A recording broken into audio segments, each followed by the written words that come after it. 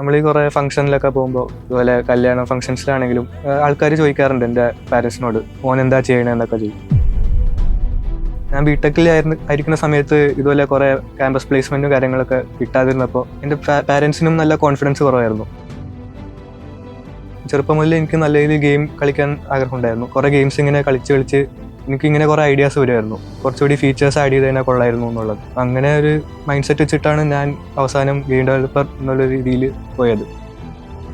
എൻ്റെ game development journey തുടങ്ങാനായിട്ട് ഞാൻ choose ചെയ്തത് പ്രോട്ടോടൈപ്പാണ്. ഞാൻ നോൺ IT ബാക്ക്ഗ്രൗണ്ടിൽ നിന്നാണ് വരുന്നത്. അപ്പോൾ ആ സമയത്തൊന്നും എനിക്ക് കമ്പ്യൂട്ടർ പ്രോഗ്രാമിംഗ് ലാംഗ്വേജ് ഒന്നും എക്സ്പീരിയൻസ് ഇല്ല. അപ്പോൾ അതിൽ നിന്ന് നല്ല രീതിയിൽ സ്ട്രഗിൾ ചെയ്യേണ്ടി വന്നു.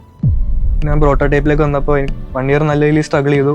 എനിക്ക് ജോബ് കിട്ടിയപ്പോൾ അവർക്ക് വിശ്വസിക്കാൻ പറ്റില്ലായിരുന്നു. അത്രമാത്രം സന്തോഷത്തിലായിരുന്നു അവർ. നിങ്ങളിപ്പോൾ +2 കഴിഞ്ഞിരിക്കുന്ന ആളാണെങ്കിലും ബിടെക് കഴിഞ്ഞ ആളാണെങ്കിലും ഫാമിലിയെ നോക്കുന്ന ആളാണെങ്കിലും നമുക്കൊരു ബിലീഫ് വേണം, സെൽഫ് ബിലീഫ് വേണം, നമുക്ക് ചെയ്യാൻ പറ്റും എന്നുള്ളത്. ആ സെൽഫ് ബിലീഫാണ് നമുക്ക് അവസാനം ഇങ്ങനെയൊരു നല്ല റിസൾട്ടിലേക്ക് എത്തിക്കുന്നത്.